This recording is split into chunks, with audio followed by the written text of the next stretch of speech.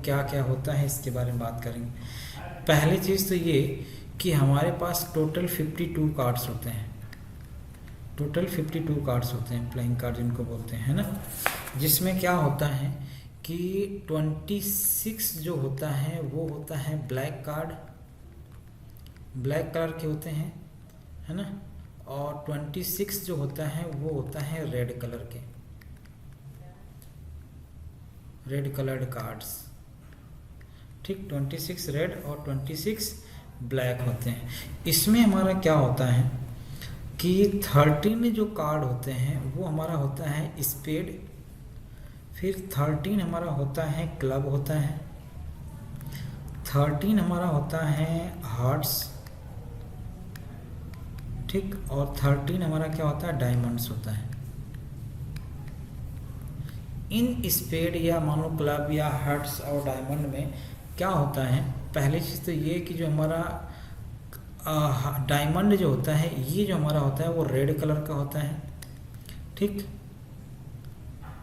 और spade, club यानी चिड़ी होता है, हार्ट, डायमंड हो गया, स्पेड, तो ये भी हमारा क्या होता है रेड कलर का होता है। बाकी ये हमारा क्लब और हार्ट्स जो होता है वो ब्लैक कलर के होते हैं। स्पेड यानी चिड़ी ये ब्लैक कलर का होता है, तो क्लब और हार्ट्स यानी ये, तो ये डायमंड और ये दोनों रेड कलर के होते हैं, ठीक है। और ये दोनों ब्लैक कलर के होते हैं, स्पेड और क्लब, ये ब्लैक कलर के होते हैं, ये ब्लैक कलर के, ठीक। इसमें क्या होता है, जैसे मान लो स्पेड की अगर मैं बात करूं तो इसमें हमारा कुल 13 कार्ड होते हैं, जिसको हम लोग, ये पहला ए होता है, ए को हम लोग क्या बोलते हैं, एक यानी इक्का बोलते हैं। फिर के यानी किंग होता है, ठीक, ए के क्यू यानी क्वीन। फिर जे यानी जैक बोलते हैं, ठीक है, ए के क्यू जे। फिर उसके बाद 10 9 8 7 6 5 4 3 and 2 ये हमारा पत्तियां होती हैं। स्पेड में हमारा ये कुल पत्तियां होती हैं, तो यही सारी पत्तियां इसमें भी होंगी। क्लब में भी यही पत्तियां होती हैं, क्लब में भी यही सेम पत्तियां होती हैं। ये जितना हमने एक के किंग क्वीन और जैक बोला, ऐसी हार्ट्स में भी एक किंग क्वीन जैक 10 9 8 7 6 5 4 3 2। फिर वैसे ही डायमंड में भी हमारा होता है सेम चीज़ें। तो ये हमारा कुल 13 कुल मिला करके टोटल कितना होता है 52 कार्ड्स होते हैं, 52 कार्ड्स। इस 52 कार्ड्स में क्या होता है कि ये जो हमारा वैल्यू होता है जिसको हम लोग बोलते हैं एक, ठीक। फिर किंग, फिर क्वींस एंड जैक, इनको हम लोग क्या बोलते हैं ऑनर्ड कार्ड, ठीक। ये ऑनर्ड कार्ड कहलाते हैं। इसके बाद अगर मान लेते हैं फेस कार्ड की भी जैसे बात किया जाता है, तो फेस कार्ड हमारा किस में होता है, एक को छोड़ करके किंग और क्वीन में होता है, किंग क्वीन और जैक तीनों में होता है, ठीक है। तो ये हमारा फेस कार्ड कहलाते हैं, जिसमें फेस होता है एक तरह से। तो अगर मान लो मैं ऑनर्ड कार्ड की बात करूं तो टोटल नंबर ऑफ कार्ड कितने हो जाएंगे ऑनर्ड कार्ड, तो यहाँ पे 4 ऑनर्ड कार्ड हैं, यहाँ पे 4 ऑनर्ड कार्ड, यहाँ पे 4 ऑनर्ड कार्ड, यहाँ पे 4 ऑनर्ड कार्ड, तो ये टोटल 12 ऑनर्ड कार्ड होंगे, सॉरी 16 सॉरी, यहाँ पे टोटल 16 ऑनर्ड कार्ड हो जाएंगे। फेस कार्ड की अगर मैं बात करूँ, फेस कार्ड, तो फेस कार्ड में कौन कौन सा आएगा, किंग आएगा, क्वीन आएगा, फिर जैक आ जाएगा, ये हमारे कौन से कहलाएंगे फेस कार्ड, ठीक। और इसमें टोटल कितनी पत्तियां हो जाएंगी 12, क्योंकि यहाँ पे 3, यहाँ पे 3, यहाँ पे 3 और यहाँ पे 3, टोटल 13 कार्ड हो जाएंगे, ठीक है। और क्या बचा इसमें, और इसमें लगभग हर चीज़ हो गया, फेस कार्ड, क्वीन क्या है जो भी है, तो ये हमने सारी चीज़ें इसमें बता दिया, ठीक, अब इन कार्ड से रिलेटेड अगर आपके पास कोई भी क्वेश्चन आता है तो आई होप आप सॉल्व कर लोगे। जो भी क्वेश्चन आता है कार्ड ही समझना मेन होता है इसमें। अगर आपको कार्ड समझ में आ गया तो यूँ समझो कि आप सारे क्वेश्चन सॉल्व कर लोगे। ठीक, तो हमने इसमें क्या बताया कि पहली चीज़ तो ये कि 26 कार्ड ब्लैक होते हैं, 26 कार्ड रेड होते हैं। ठीक, उसके बाद जो spade, club, hearts and diamond होते हैं कुल 13 कार्ड होते हैं। इसमें इन 13 कार्ड्स में कौन कौन से कार्ड होते हैं? एक किंग, क्वीन, जैक, फिर 10, 9, 8, 7, 6, 5, 4, 3 एंड 2। ठीक, तो वही चीज़ हमारा क्लब में भी होगा, वही हार्ट में भी होगा, वही डायमंड में भी होगा। और ऑनर्ड कार्ड की जो हमने बात करते हैं वो एक किंग, क्वीन और जैक होता है। Face card king, queen, jack होता है। ठीक है, तो ये कार्ड के बारे में अभी हम लोग डिटेल में बात करेंगे जब हम लोग प्रोबेबिलिटी कैलकुलेट करेंगे उसके बारे उस या क्वेश्चन हम लोग जब सॉल्व करेंगे तो उस समय हम इसके बारे में डिटेल में बात करेंगे। ठीक है, चलो मान लिया। अब हम लोग नेक्स्ट बात करते हैं addition rule of probability. ADDITION, addition rule of probability.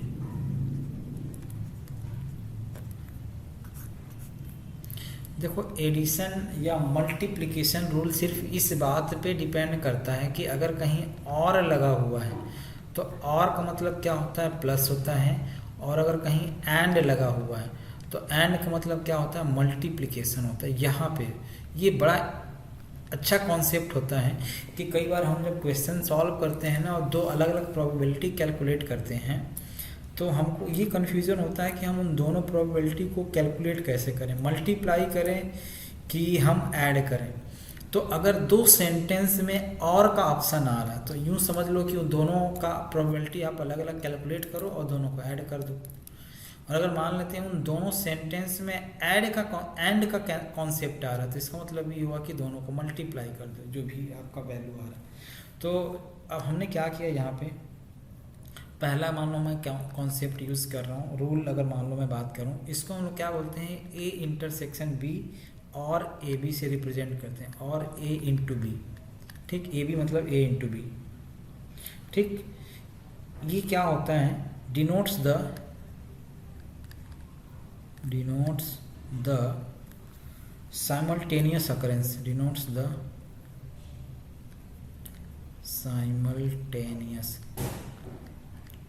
simultaneous occurrence of events A and B.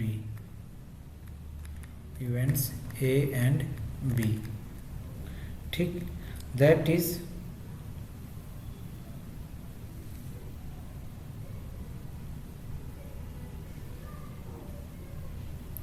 ठीक, साइमल्टेनियस अकरेंस का मतलब ये हुआ कि क्या होगा? A intersection B is the event that if occurrence of A then B occurs. मतलब अगर मान लो A इवेंट ऑकर होगा यानी घटेगा तो इसका मतलब ये हुआ कि B भी होना चाहिए। ठीक है, और मतलब यही होगा। ये इसको हम लोग A और B भी बोल सकते हैं। इसको आप क्या बोलोगे? A और B बोलो। या तो ये A इवेंट होगा या तो B इवेंट होगा। दूसरे की अगर हम लोग बात करते हैं, क्या चीज़? A यूनियन B में है ना, तो A यूनियन B या इसी को हम लोग क्या लिखेंगे? A प्लस B लिखेंगे। तो इसमें आप क्या लिखोगे? Denotes the occurrence of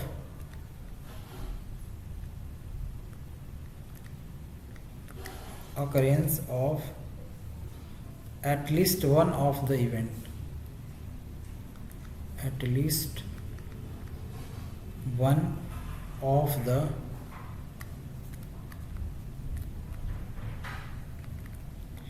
events A and B।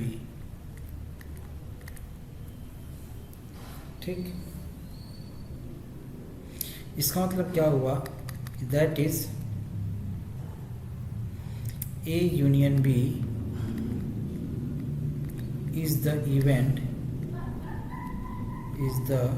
event that occur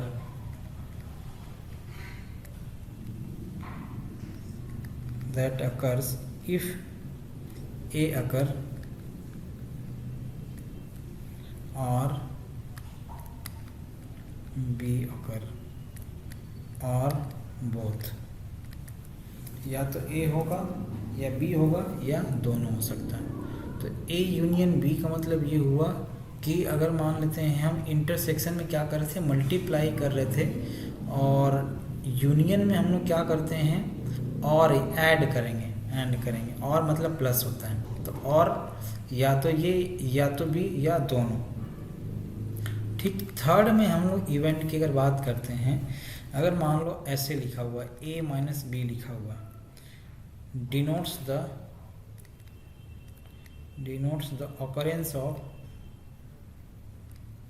occurrence of event A but not B। ठीक, तो देखो अगर मान लो हम किसी दो इवेंट की बात करें, कोई ऐसे दो इवेंट हैं, आप यहाँ पे लिखोगे इफ़, नेक्स्ट स्टेटमेंट हमारा, तो आप यहाँ पे लिखोगे इफ़ एनी टू इवेंट्स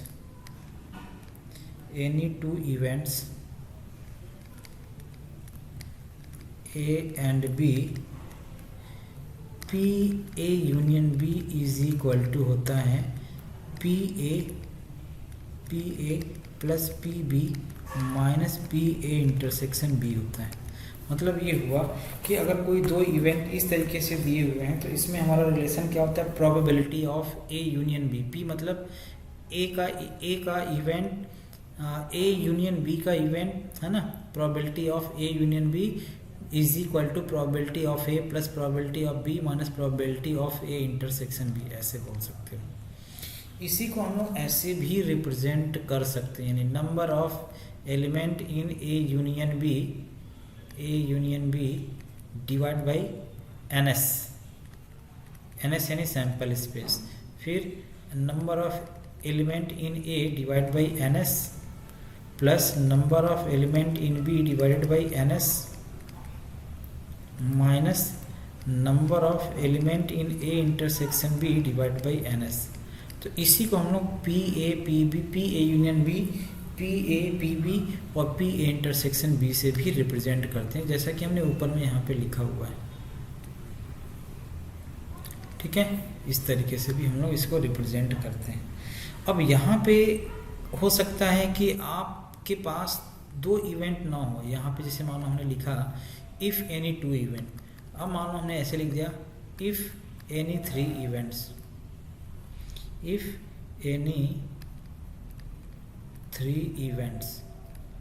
अगर तीन इवेंट की बात किया जाता है, कौन कौन, A B एंड C, तो A B एंड C के लिए अगर मान लो आप बात करोगे तो फिर ये हमारा वैल्यू आ जाएगा probability of A union B union C is equal to probability of A plus probability of B plus probability of C minus probability of A intersection B minus A intersection C minus B intersection AB BC, तो B intersection C और CA, फिर plus A intersection B intersection C, ऐसे होता है। ठीक, तो ये हमारा किसी तीन इवेंट्स के लिए फार्मूला निकल के आ जाता है। अगर मान लो इसमें सबसे इम्पॉर्टेंट चीज़ जो हम लोग बात करने जा रहे हैं, नोट करके इसको वेरी इंपॉर्टेंट पॉइंट करके ध्यान रखना, probability of A union B का वैल्यू PA प्लस PB के इक्वल होगा इफ़, कब, जब probability of A intersection B is equal to 5 होगा। 5 मतलब दोनों में कोई भी टर्म्स कॉमन नहीं है, दो इवेंट हैं और दोनों में कोई भी टर्म्स कॉमन नहीं है, तो वो A इंटरसेक्शन B मतलब 5 हो जाएगा। 5 मतलब क्या होता है, इसको हम लोग क्या बोलते हैं, A इफ़, इसी को हम लोग लैंग्वेज बना कर लिखेंगे, if A and B are mutually exclusive, इसको बोलते हैं म्यूचुअली एक्सक्लूसिव इवेंट्स। ठीक, मतलब ए इंटरसेक्शन बी का जो वैल्यू होगा वो 5 मतलब नथिंग मतलब ज़ीरो बोल सकते हो। तो ए इंटरसेक्शन बी का वैल्यू ज़ीरो अगर होगा तो फिर ये हमारा जो वैल्यू होगा ए यूनियन बी का वैल्यू किसके इक्वल आएगा, P A plus P B के इक्वल आएगा। मान लो, चलो हम लोग इनसे रिलेटेड एक क्वेश्चन देख लेते हैं। हमने एक क्वेश्चन लिया, क्वेश्चन दिया हुआ है कि अ card is selected at random, a card is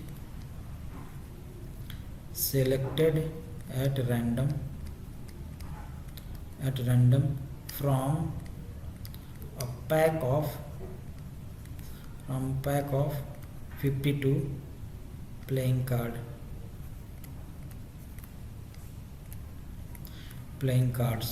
Consider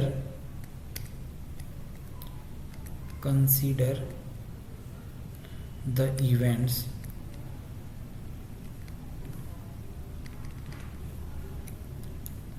A is equal to heart and B is equal to face card.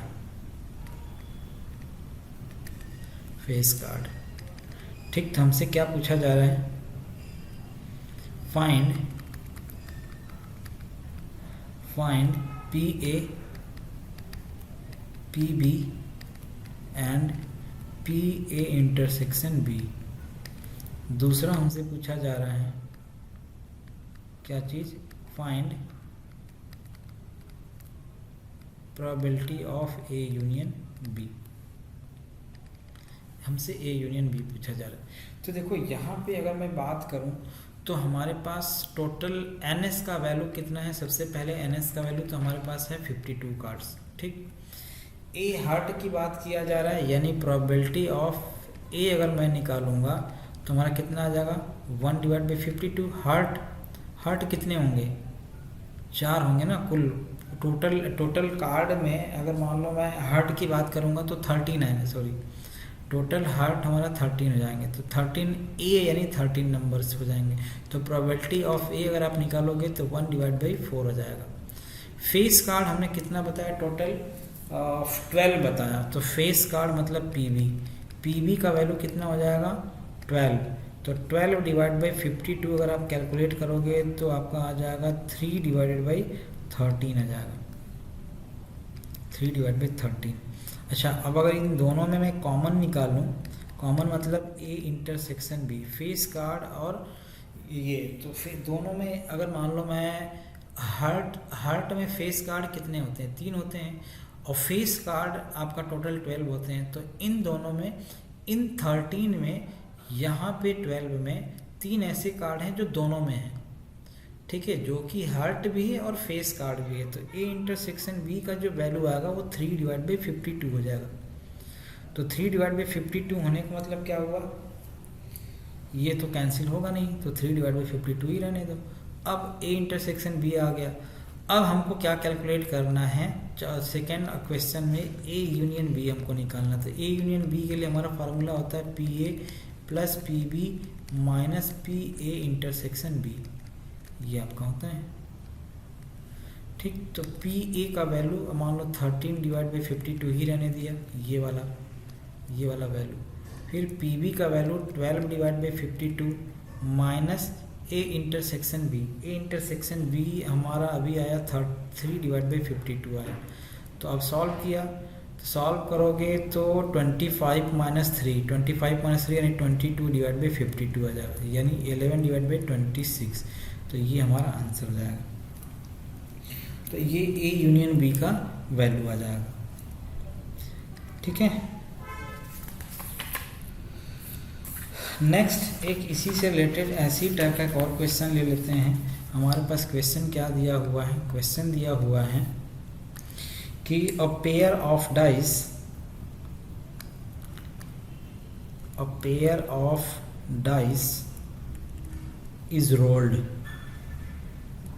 is rolled, find the probability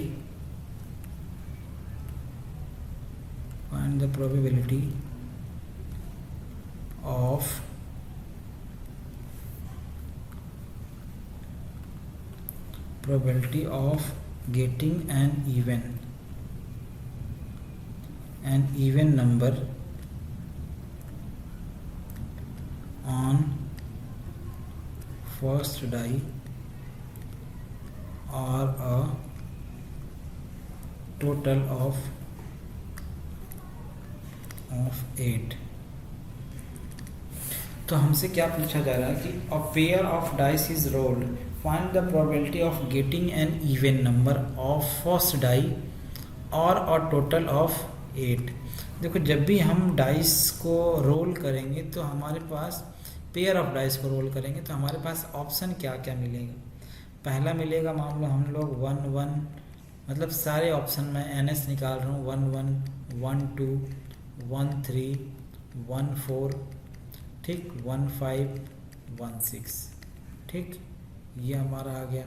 फिर और क्या आएगा, 2 1 2 2 2 3 2 4 2 5 एंड 2 6। फिर 3 1 3 2 3 3 3 4 3 5 3 6, ठीक। फिर नेक्स्ट हमारा आएगा 4 1 4 2 4 3 4 4 4 5 एंड 4 6। फिर 5 1 5 2 5 3 5 4 5 5 एंड 5 6। फिर नेक्स्ट और आखिरी 6 1 6 2 6 3 6 4 6 5 एंड 6 6, ये हमारा वैल्यू आएगा। अब जैसे मान लो आप इसमें कैलकुलेट करोगे, जो हमको बोला गया है, क्या बोला गया है कि probability of getting an even number of first die. तो फर्स्ट डाई पे इवन नंबर हमको क्या मिलेगा, यहाँ पे ये पूरा इवन नंबर मिलेगा। और कहाँ मिलेगा, यहाँ पे पूरा इवन नंबर फर्स्ट डाई पे यहाँ मिलेगा, फिर यहाँ मिलेगा, ठीक। तो अगर मैं एक इवेंट, जो पहला इवेंट है, मान लो इसको ना मैं NS बोल देता हूँ, ये NS है, ठीक, ये S बोल देता हूँ, इसको मैं S बोल देता हूँ। NS तो हमारा 36 हो जाएगा। तो मान लो हमने अगर NA कैलकुलेट कर रहा हूँ तो NA कितना हो गया, 6 इधर और 6 इधर, कितना हो जाएगा, 18 हो गया, ठीक। तो ये हमारा 18 आ गया। अच्छा, अब दूसरे वाले पे आ जाता हूँ, और टोटल ऑफ 8। टोटल ऑफ 8 मतलब दोनों के का सम, जो दोनों डाइस पे जो वैल्यू आ रहा है दोनों का सम 8 आना चाहिए। तो यहाँ तो इस पहले वाले रो में एक भी नहीं मिलेगा, और कहाँ मिलेगा, 5 2 6 2, ये मिलेगा 2 6, है ना।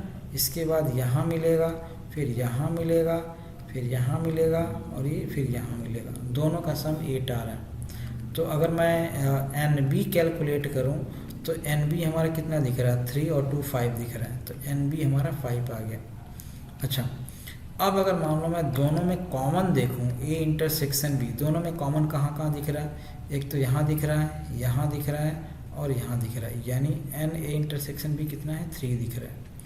तो अगर मान लो मैं इनकी वैल्यूज़ को कैलकुलेट करूं, प्रोबेबिलिटी ऑफ, मान लो मैं कैलकुलेट करना चाह रहा हूं A यूनियन B को, ठीक। हमसे क्वेश्चन में क्या पूछा जा रहा है, पूछा ये जा रहा है कि a pair of dice, find the probability of getting an even number of first die. तो फर्स्ट डाई पे इवन नंबर आएगा, उसकी प्रोबेबिलिटी हमको कैलकुलेट करना है, ठीक। तो A यूनियन B अगर मान लो मैं कैलकुलेट कर रहा हूँ तो A यूनियन B तो हमारा वही प्रोबेबिलिटी आएगा, जो फर्स्ट डाई पे हमारा क्या आएगा, इवन नंबर आएगा। तो हम क्या करते हैं, probability of A union B यानी PA plus PB minus PA intersection B, ये आपका आ जाएगा। अब PE का वैल्यू हमारा कैसे निकालोगे, NA बाई NS, ठीक, प्लस PB का वैल्यू कैसे निकालोगे, NB डिवाइड बाई NS, और इसका वैल्यू कैसे निकालोगे, A इंटरसेक्शन B का A intersection B divide by NS। तो ये जो हमारा वैल्यू आएगा, NA का वैल्यू कितना है, NA का वैल्यू है आपका 18 डिवाइड बाई 36, NS 36 है, NB का वैल्यू है 5 divide by 36, A intersection B का वैल्यू है 3 डिवाइड बाई 36। तो तो सॉल्व करोगे तो कितना आ जाएगा 18 + 5 23, 23 - 3 20 डिवाइडेड बाई 36 आ जाएगा, यानी 10 डिवाइड बाई 18 यानी 5 डिवाइडेड बाई 9 आ जाएगा। तो 5 डिवाइड बाई 9 हमारा क्या आएगा, जो भी रिक्वायर्ड प्रोबेबिलिटी पूछा जा रहा है getting an even number on first die. तो फर्स्ट डाई मतलब पहले वाले पे जो हमारा वैल्यू आ रहा है वो ये है, तो इस पे इवन नंबर आएगा, उसकी प्रोबेबिलिटी क्या आएगा 5/9 आ जाएगी। ठीक, तो आई होप आपको समझ में आ गया होगा। ठीक है, नेक्स्ट इसी टाइप से एक वेरी इंपॉर्टेंट क्वेश्चन है। वेरी इंपॉर्टेंट क्वेश्चन क्या दिया हुआ है, बोला जा रहा है कि if 1 - 3p/2 1 + 4p divided by 3 and 1 + p divided by 6 are the probability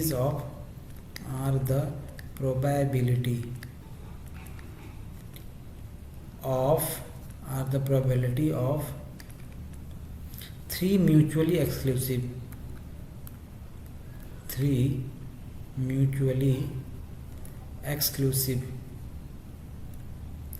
exclusive events. Then find the set of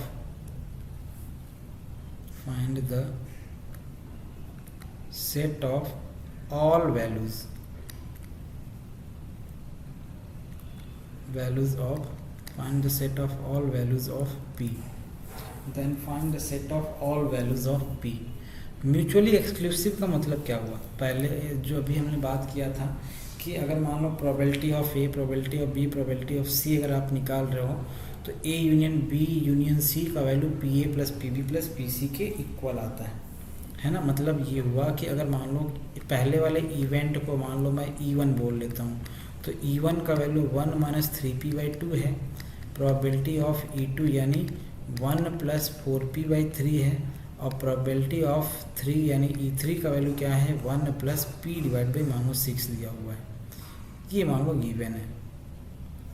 ठीक, अब अगर मान लो मैं इसकी बात करता हूँ तो ये हमको क्या दिया हुआ, probability of E1 union E2 union E3 का जो वैल्यू दिया हुआ है म्यूचुअली एक्सक्लूसिव का मतलब तो यही हुआ ना, probability of E1 plus probability of E2 plus probability of E3, ये आ जाएगा।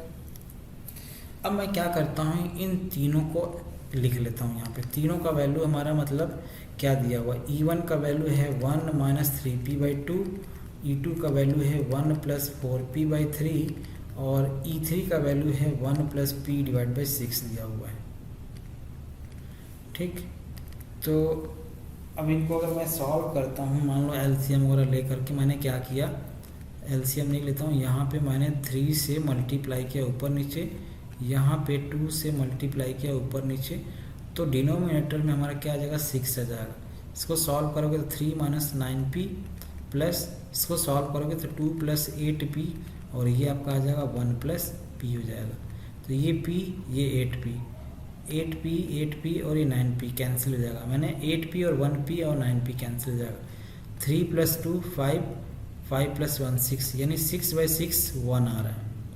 मतलब ये हुआ कि E1 union E2 union E3 का जो वैल्यू आ रहा है वो क्या आ रहा है 1 आ रहा है। ठीक, इसका मतलब ये हुआ कि ये जो हमारा प्रोबेबिलिटी होगा वो क्या हो जाएगा, एग्जॉस्टिव इवेंट्स होगा। एग्जॉस्टिव इवेंट्स मतलब क्या होता है, एग्जॉस्टिव इवेंट्स मतलब ये होता है कि ये जो भी हमारा प्रोबेबिलिटी यहाँ पे दिया हुआ है, ठीक है, ये सारी की सारी प्रोबेबिलिटी, ये जैसे मान लो ये दिया हुआ P1 union E2 union E3 का वैल्यू हमारा क्या आ रहा है 1 आ रहा है। ठीक, तो 1 आने का मतलब ये होता है कि ये टोटल प्रोबेबिलिटी श्योर इवेंट कहलाएगा। ये टोटल प्रोबेबिलिटी की अगर बात किया जाए तो टोटल प्रोबेबिलिटी क्या आ जाएगा 1 आ जाएगा। ठीक, और 1 आने का मतलब ये हुआ कि ये श्योर इवेंट होता है। किसी भी प्रोबेबिलिटी का वैल्यू 1 मतलब क्या होता है, वो श्योर इवेंट कहलाता है। अब जैसे मान लो मैं E1 की बात करता हूँ, अब यहाँ से तो हमारा P का वैल्यू कैलकुलेट हुआ नहीं, अब नहीं हुआ तो फिर अब हमारे पास क्या ऑप्शन बचा कि प्रोबेबिलिटी ऑफ इवन का जो वैल्यू होगा लाइज बिटवीन 0 to 1 होगा। मतलब कोई भी प्रोबेबिलिटी हमेशा 0 और 1 के बीच में लाई करती है, तो P1 का वैल्यू 0 और 1 के बीच में लाई करेगा, यानी 0 से बड़ा होगा और 1 माइनस 3p डिवाइड बाई 2 का वैल्यू 1 के इक्वल होगा। तो यहाँ से अगर आप इस p का वैल्यू कैलकुलेट करोगे, मान लो क्रॉस मल्टीप्लाई करेंगे, तो इधर हो जाएगा 0, इधर हो जाएगा 1 माइनस 3p और इधर हो जाएगा 2। अब दोनों साइड में इसको सॉल्व कर लेते हैं, माइनस कर देता हूँ 1, तो माइनस करोगे तो यहाँ आ जाएगा -1 और इधर हो जाएगा -3p और इधर हो जाएगा 2 माइनस 1। ठीक, अब मैं क्या करता हूँ, पूरे इक्वेशन में -3 से डिवाइड कर देता हूँ। तो -3 से डिवाइड करूँगा तो ये जो हमारा वैल्यू होगा इनइक्वालिटी चेंज हो जाएगा, यानी -1/3 हो जाएगा, इधर हो जाएगा आपका p और इधर हो जाएगा +1/3 हो जाएगा। तो p का वैल्यू यहाँ से तो हमको मिल गया, क्या चीज़, -1/3 से लेकर के +1/3 के बीच में आ गया। ऐसे ही दूसरे वाले को भी हम लोग कैलकुलेट कर लेते हैं। दूसरे वाले को अगर मैं कैलकुलेट करूँगा तो वो भी हमारा 0 और 1 के बीच में लाई करेगा। तो दूसरा वैल्यू हमारा क्या है, 1 + 4p डिवाइड बाई 3 है, तो ये भी 0 से 1 के बीच में लाई करेगा भाई। ये 0 है और ये 1 है, तो ये आपका आ जाएगा 0, ये हो जाएगा 1 + 4p और ये हो जाएगा 3। माइनस करेंगे तो ये -1 4p और ये 2 हो जाएगा। सॉल्व करोगे 4 से डिवाइड कर दो तो -1/4 से लेकर के 2/4 यानी 1/2 आ जाएगा। फिर नेक्स्ट हमारा वैल्यू आता है तीसरा वाला वैल्यू। तीसरा रिजल्ट हमारा क्या था, 1 + p डिवाइड बाई 6 था, जो कि ये भी 0 से 1 के बीच में लाई करेगा। तो लाई करेगा तो मतलब क्या हुआ, 1 + p will be lies between 0 to 6, 6 से मल्टीप्लाई कर दोगे तो यहाँ आ जाएगा p का वैल्यू, क्या चीज़, -1 से लेकर के 5 के बीच में। p का वैल्यू -1 से लेकर के 5 के बीच में आएगा। ठीक, -1 से 5 के बीच में। अब मैं क्या करता हूँ, अब हमारे पास तीनों का इंटरसेक्शन, ये इक्वेशन 1, इक्वेशन 2 और ये इक्वेशन 3 है। ठीक, ये तीनों का इंटरसेक्शन अगर आप जब निकालोगे, इंटरसेक्शन कैसे निकालते हैं ये भी देख लो। मान लो मैं इसको नंबर लाइन पे ऐसे ड्रॉ करूँगा, तो नंबर लाइन पे हमारा वैल्यू क्या आ रहा है, पहला रिजल्ट तो हमारा आ रहा है -1 से, मतलब तीसरा रिजल्ट -1 से +5 के बीच में, ये वाला। ठीक, दूसरा हमारा रिजल्ट आ रहा है -1/4 से लेकर के +1/2 तक। तो -1/4 कहाँ आएगा, यहाँ आएगा, इसके पहले ही आएगा, मतलब इधर ही आएगा। -1/4 से लेकर के कहाँ तक, 1/2 तक। मान लो ये कहीं यहाँ 1 होगा, तो 1/2 कहाँ होगा, यहाँ होगा, मान लो 1/2। ठीक, इसके बाद -1/3 बोला जा रहा है, तो -1/3 यहाँ कहीं आएगा, -1/3 से +1/3, तो -1/3 +1/3 यहाँ आएगा। ठीक है, तो अब अगर मान लो इनका इंटरसेक्शन आप निकालोगे, तो पहला जो हमारा रिजल्ट बोल रहा है -1/3 से +1/3 बोला जा रहा है। ठीक, दूसरा रिजल्ट बोल रहा है क्या चीज़, -1/4 से +1/2, -1/4 से +1/2। और तीसरा रिजल्ट हमारा बोला जा रहा है कहाँ से लेकर के कहाँ तक, यहाँ से लेकर के यहाँ तक। तो इन तीनों में अगर आप कंबाइन रिजल्ट आप देखो, कॉमन रिजल्ट देखो, तो कहाँ से कहाँ तक आ रहा है, -1/4 से लेकर के यहाँ से लेकर के यहाँ तक आ रहा है। येलो वाले कलर को भी अगर आप ध्यान से देखो तो हमारा जो रिजल्ट आ रहा है p का वैल्यू, तो p जो हमारा आएगा, p लाइज बिटवीन -1/4 से लेकर के +1/3 तक, ये आपका आएगा। यानी p का जो वैल्यू होगा -1/4 से लेकर के 1/3 के बीच में आएगा। तो कई बार हमको इस तरीके का क्वेश्चन भी सॉल्व करना पड़ता है और किया जाता है। ठीक, अब हम लोग आ जाते हैं, एक क्वेश्चन ऐसे ले लेते हैं, या हेडिंग डाल करके आप लिख लो, क्या चीज़,